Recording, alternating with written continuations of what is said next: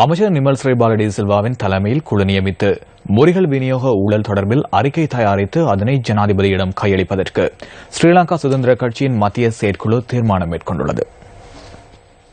ஸ்ரீலங்கா சுதந்திர கட்சியின் மத்திய செயற்குழு ஜனாதிபதி மைத்ரிபால சிறிசேன தலைமையில் நேற்றிரவு கூடியது.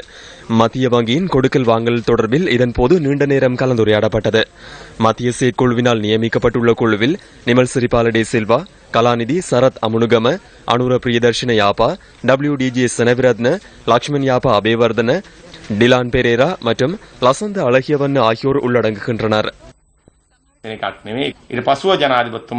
அறிக்கை இழுத்தடிப்பு செய்வதற்கான ஒன்றல்ல. அறிக்கையின் தீர்மானத்தின்படி ஜனாதிபதி இந்த நடவடிக்கையில் தலையிடுவார். கடந்த அரசாங்கமாக இருந்தாலும் சரி, தற்போதைய அரசாங்கமாக இருந்தாலும் சரி, தவறு இழைத்திருந்தால் தண்டனை விதிக்கப்பட வேண்டும். தேசிய அரசாங்கத்தில் இருந்து கொண்டு எமது கட்சியின் நிலைப்பாட்டை நிச்சயமாக உறுதிப்படுத்த வேண்டும்.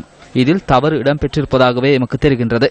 அந்த தவறுக்கு தண்டனை பெற்றுக் கொடுப்பதுடன் அந்த நிதியை எவ்வாறு மீள அறவிடுவது என்பது தொடர்பில் செயற்படுவதே எமது எதிர்பார்ப்பாகும்.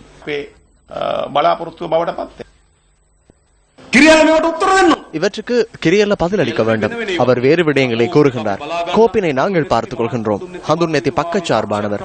முறிகள் விநியோக மோசடி தொடர்பில் அவர் ஏற்கனவே கூறியுள்ளார். அதனால் முடியாது என்கிறார். ஏன் அவ்வாறு கூறுகின்றார்?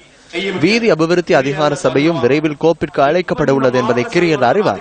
வேறு எதற்கும் அல்ல. அதிவேக வீதிகளின் ஒப்பந்த கட்டணங்களை செலுத்த வேண்டும் அல்லவா? நிறுவனங்கள் மாறின, திட்ட வரைவுகள் ஓரளவு மாறின. ஆனால் நட்டம் 1100 கோடி. உண்மையில் என்ன நேர்ந்துள்ளது? பழைய திருடர்களுக்கு பதிலாக புதிய திருடர்கள் வந்துள்ளனர்.